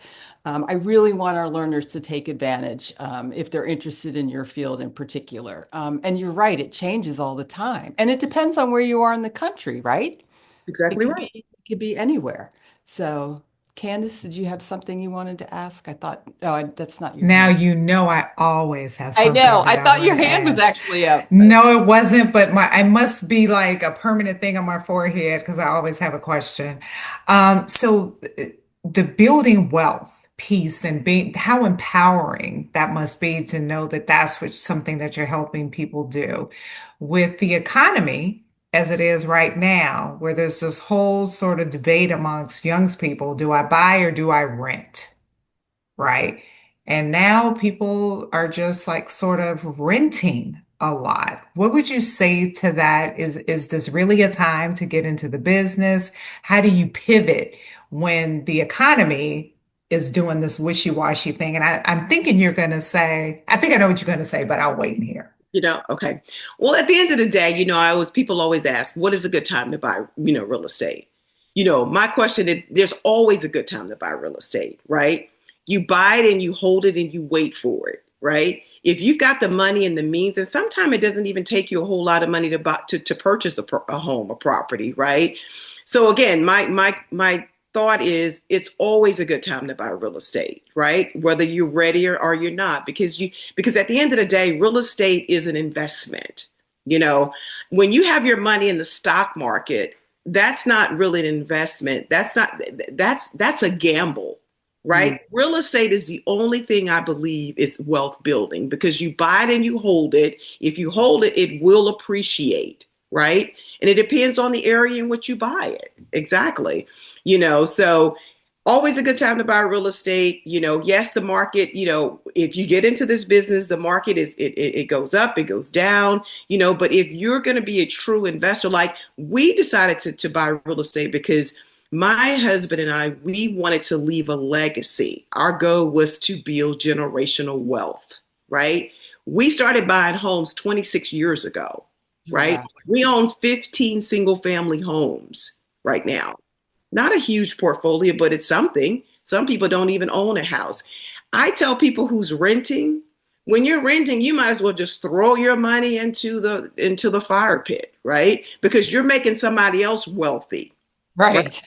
You're not making your own self wealthy. And then if you live in Northern Virginia, we know Northern Virginia is an area that appreciates very well when you buy real estate. And it depends on the area. Some areas are appreciation grows and some areas are cash flow, right? Depending on the area. Like for instance, Texas. Texas is more of a cash flow state where you can buy real estate at a low price, right? You can rent it out and then you can cash flow it really nicely. In Virginia, you buy it and your investment will grow, so it depends on what area you want to be in. You got to also be able to learn the area that you want to be in. And that's where you contact a real estate professional and you kind of get their, advice.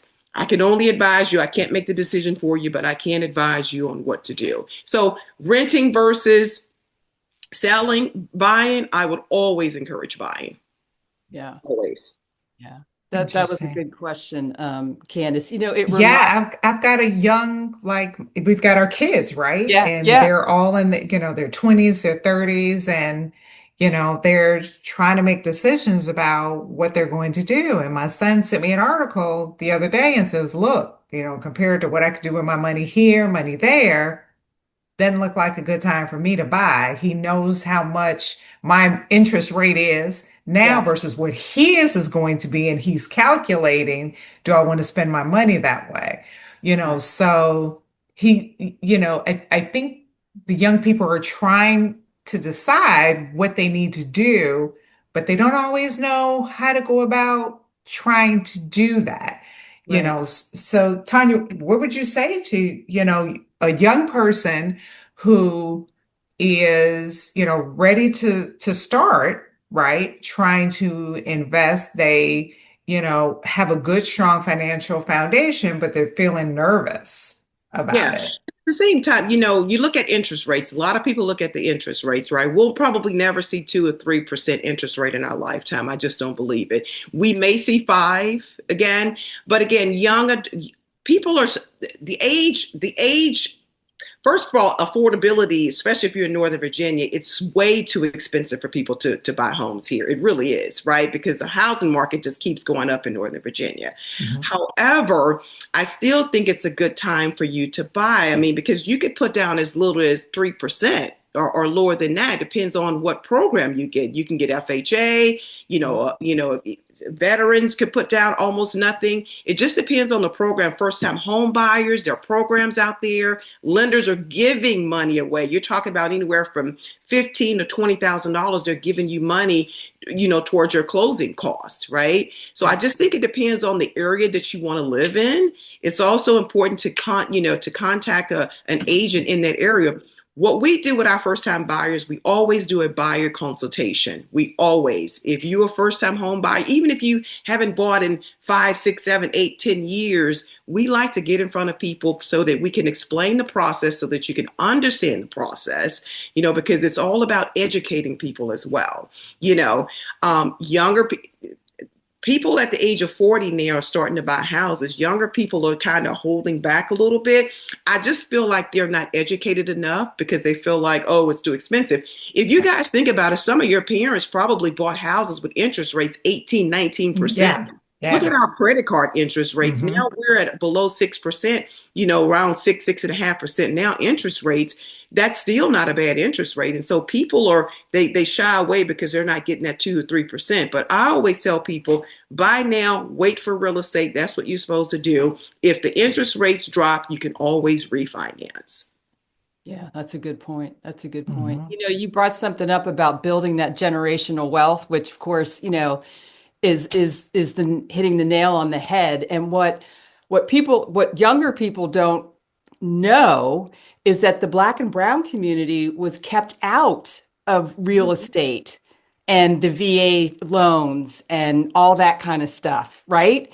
And so, it's kind of taken a back seat. And that's something that's really important that young people have got to understand. And we've got to make that up. And having someone educated in the real estate business as you are and the investment is a win-win.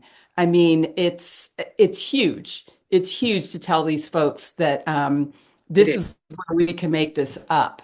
Absolutely. And young people, I always tell young people, start now, right? You buy a house, you hold it, you wait for when you get married, as because likely you're not going to be in that house for, 5 to 7, 10 years, maybe, but you can Right. always hold on to that property. And if you don't want to be a landlord, it's okay because everybody don't want to be a landlord, but you got to start somewhere. And if you decide to hold that property, you have kids later on, you get married and have children go off to college, you have equity in that home. Right. You have equity in that home. You could pull that equity out. You can sell that home. Yes. It's It's options. wealth building. Yeah. Yeah. It's best. That's fantastic. Well, it's so good to have you here. Thank you so much for all of that. I may have to call you, do a little investing, something. Absolutely. Give me a call. Thank you, Thank Jennifer. you. Yes. Happy to chat with anyone about investing in real estate. Yes. Thank you. Awesome. So, next up is Joan Christian. Hello, good evening. Oh my Hi, goodness, Joan. what an education I'm getting tonight. This is Yes. amazing. I Welcome. mean, Dr. Cunningham had me at the word hello. And Right? then to Rita, I was like, which I want all of them. I want to be a part of all these different careers. Me too. The glass glazier, it was amazing. I didn't, like she said, I didn't even knew that was a term. I just thought people lifted heavy glass. I didn't know you trained for that stuff, but She that's thought she amazing. was going to be making donuts. I know, right? To glaze the donuts. Yeah, but it's amazing. It's just an education. And I'm not in a second career phase, but I found my passion and I started there at it's with tea. I co-own a tea company, loose leaf tea company, and it's called Sip with Intentions. I And love that. hence, so the goal is to not introduce something new because tea has been around for ages. It's the oldest beverage around, the most consumed beverage in the world. It's tea next to coffee and water. So, but however, what we try to create is a space where you can pause and be intentional and just capture those moments with all things tea because I was born in the Caribbean, an island called Dominica, hence my accent, if you guys picked it up. Mm-hmm. And so it was a culture for drinking tea. Tea was not something it was a performance. It was just part of growing up. Your aunties made tea, your moms made tea, your grandparents made tea. You have tea in the morning, afternoon tea, midday tea. So that was something that was normal for me. And so my co-owner, when we came together, she had the creative idea. Mine was passion, and she had the creative gifts to share. And we came together and we united and created a company called Sip with Intention. And so at this point, I'm going to have her take it over from there. Okay. Welcome, Alexis. Oh, thank you so much for having me. Thank you for that wonderful intro, Joan. Yeah. Yeah, so I kind of want to go back a little bit, especially being you all. I cannot even express enough how inspired I am by the people who either knew what they wanted and just sought after it, or you can even identify that moment where you're like, this is what I want to do. That wasn't quite my story, but I love that. And that clarity is just amazing. But essentially for me, right before we started this tea brand, I was a business consultant and I worked mainly with minority owned small businesses, helping them from, their beginning stages with what they needed to do to get their businesses and brands off the ground. And something I was finding was that it was very difficult for almost all of them to find a moment to pause or take a break. It was just very rush culture, very quick, busy, busy, busy. And another piece to it was just identifying how much work we've done together and, just having gratitude for what we've accomplished. That was such a heavy lift. So not forced me, but it just made me think about like, well, do I do it for myself? And if so, how and when? And, I did some kind of introspective work. And yeah, it was like my tea. My tea moments were always very, it was a moment for me to slow down. Whereas despite what was going on, I was gonna make my cup of tea and honestly sometimes coffee. But and so that's where that spark came from. It was I actually designed a mug. So by trade, I'm a graphic designer, web and product designer. And so I designed a mug that I wanted to gift to my clients. So, and it said gratitude brew or yeah, gratitude brew. And I told them, use this to have a moment to make sure that you take that moment to pause for yourself and or just acknowledge all the work that we've done thus far. And honestly, it took on a life of its own. I think I put sip with intention as the tag, like as the action, as a call to action. And people were inquiring about it, like, where do we get this or where do we get more? So that was the initial kind of development or what do you say, blossoming of Sip with Intention in 2020. And yeah, I think it was just basically something to encourage people. And then I noticed that it was something that people were responding to. So we took a break. Well, at this point, it was just me. I took a break, and Joan came to me, and we would have it, she had her own aspirations and dreams of opening a tea house, and I think she was drawn to the branding of it all, and just it was tea centered. So of course she was interested at the very least. Right. So yeah, I think during that gap, so we relaunched actually in 2024. And during that gap, I just really took time to understand what e-commerce looked like. I didn't do that. I didn't know anything about it. So it was just a matter of doing research, figuring out if there was an audience, if there was a demand for this, how we even started to execute and bring this brand to life. So we didn't essentially wake up one day saying, I want to build a tea brand, but that's kind of what happened. As Joan said, our matching together. So me with my skills that I ultimately chose to develop, or actually develop prior to this, I got to use those to bring this brand to life. And then her passion for tea, she's actually a certified tea expert. I want to throw that in there because that's very important for us. And it was so helpful as far as when we joined forces. And yeah, I think e-commerce in itself, as I did the research, honestly speaking, it could be very finicky, especially it really depends on economy and if people have, disposable income or, what that looks like. But just understanding your audience and speaking to them and who can is very important. E-commerce can actually be a really strong career path because, it's consumer behavior. It's always shifting. And as long as you're being mindful and being paying attention to the trends, understanding what's happening around you, you can shift with it as well.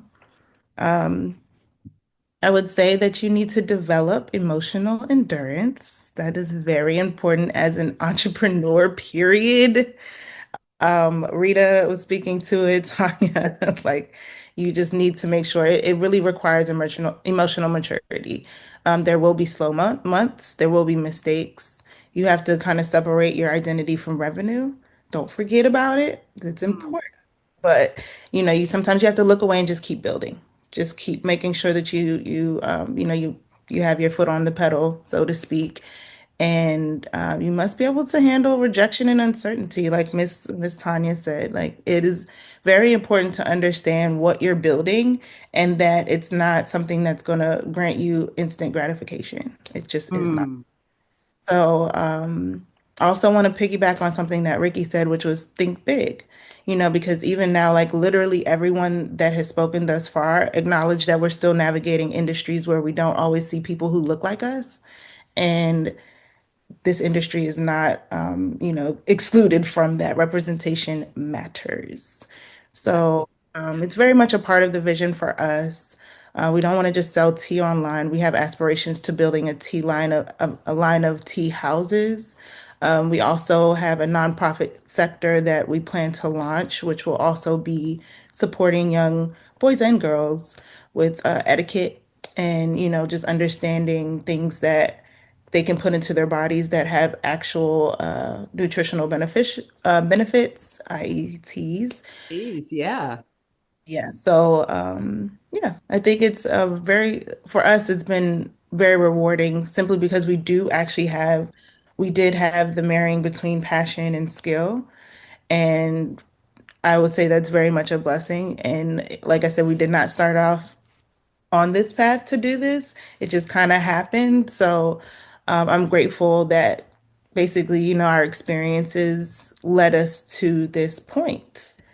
And I heard people share this too. So I'm going to skip over to, how to get started.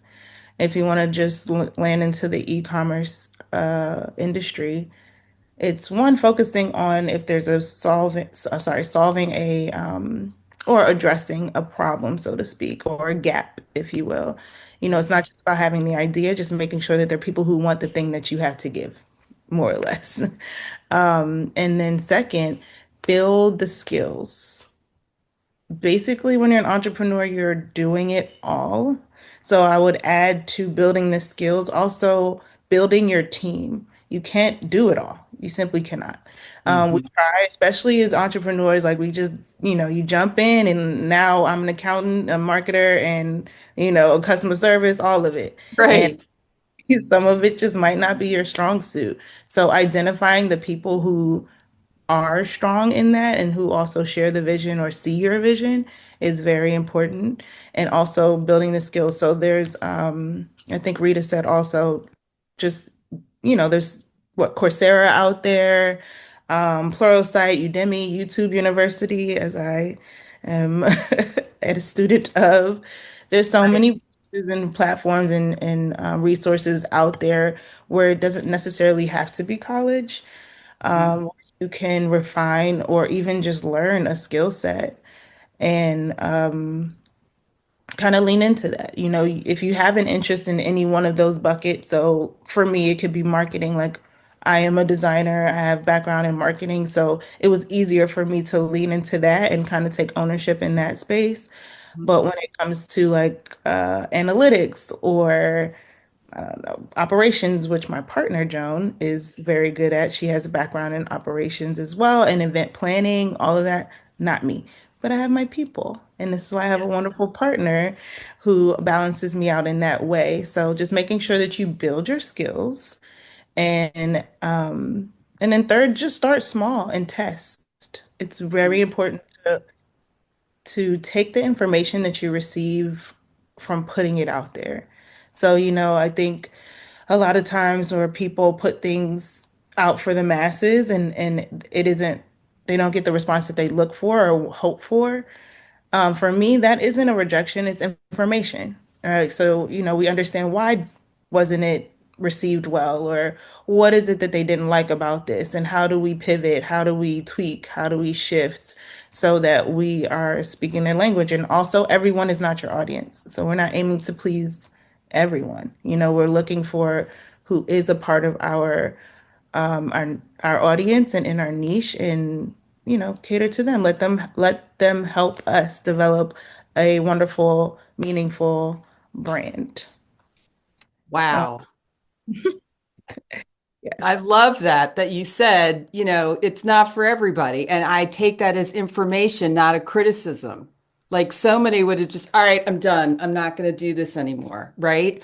Or that's like, for me, the folks that know me very well know that I don't like being told no.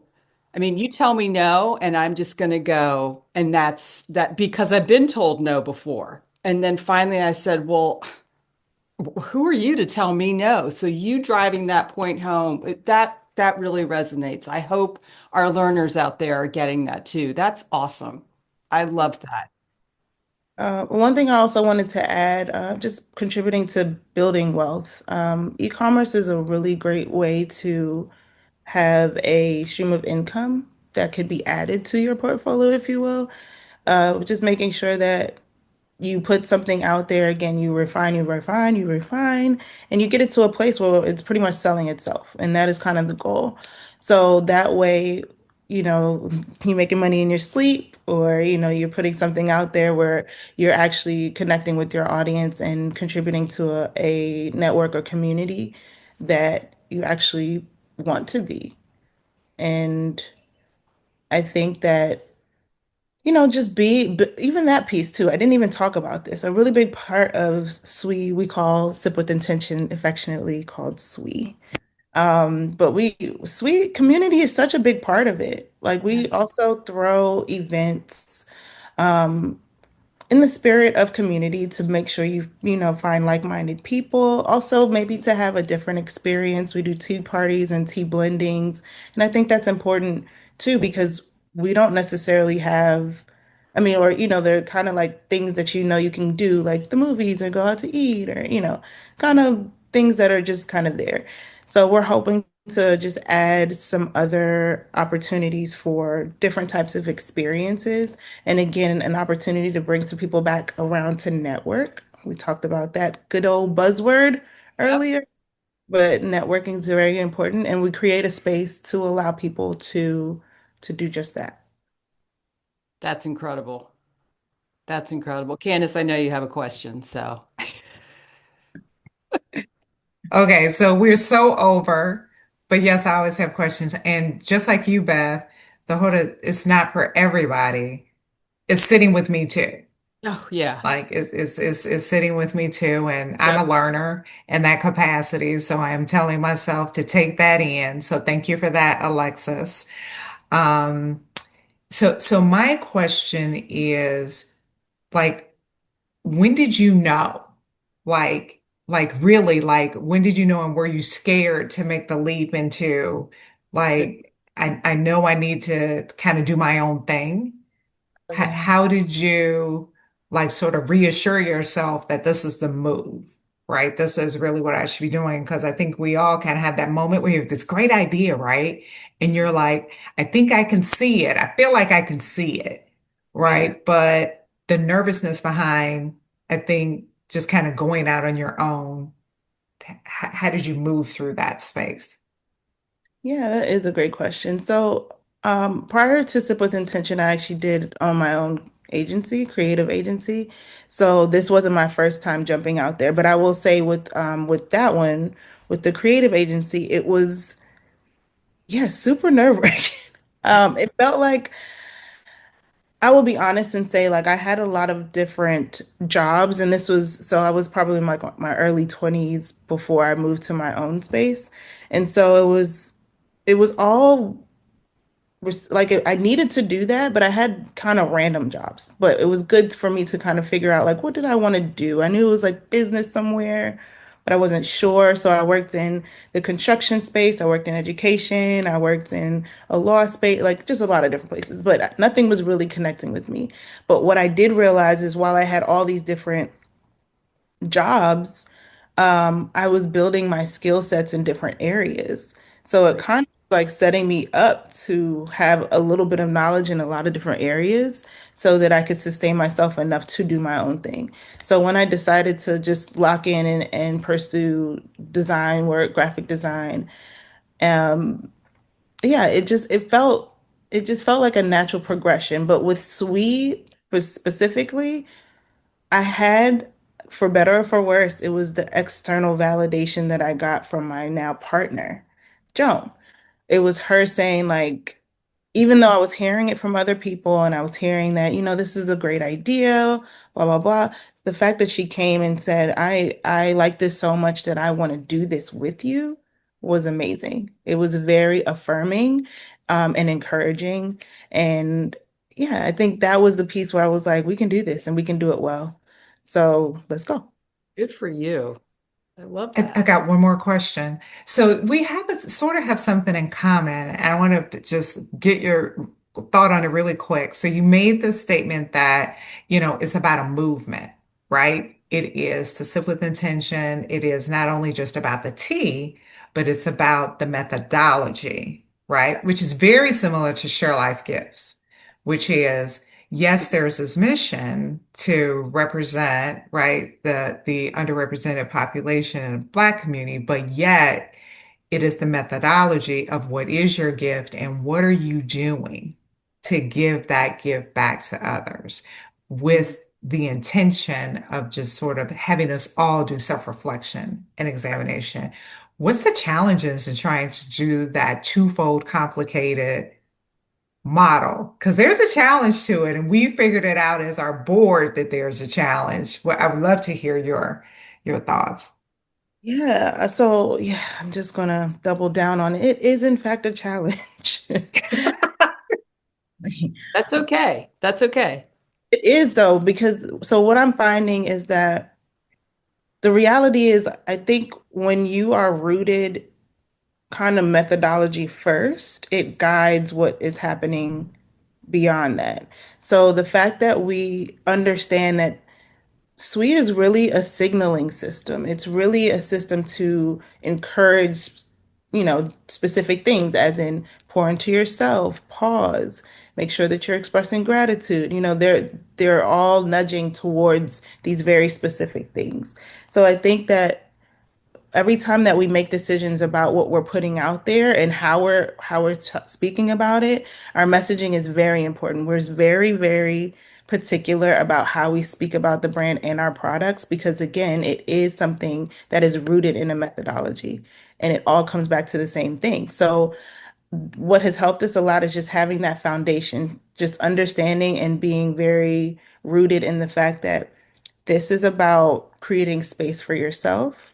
This is about creating a signaling system for yourself and others, because sometimes the message is not only for you, it's for the people around you. And making sure that we are on the same page across the board. So making sure that how we speak about it and any shifts that come with it or any ideas that we have, we are all on one accord, if that makes sense. I hope I answered your question. Yeah, absolutely did. Thank you. Can we meet like monthly, like this group?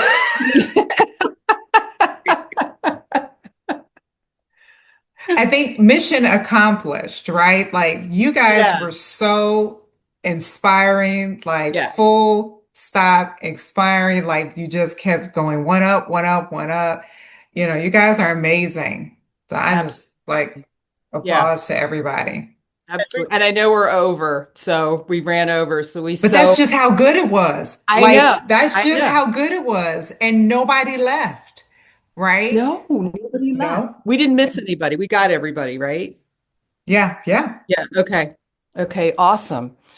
Well, I cannot thank you guys enough. Not only have I learned and been inspired and want like 10 new careers and things to go do, I'm going to be up for hours now thinking about this. It's been such a privilege to get to meet you all virtually. And for those I do already know, good to see you again.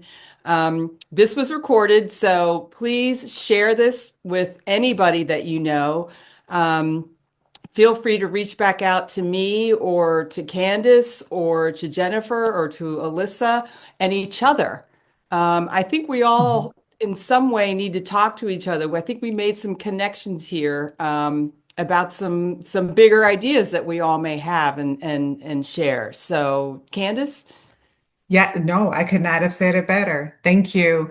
We are heartfeltly so grateful for you participating with us tonight. I hope that these are continued connections that we'll have, and I look forward to the next time that we're together. So thank you, everyone. Be safe.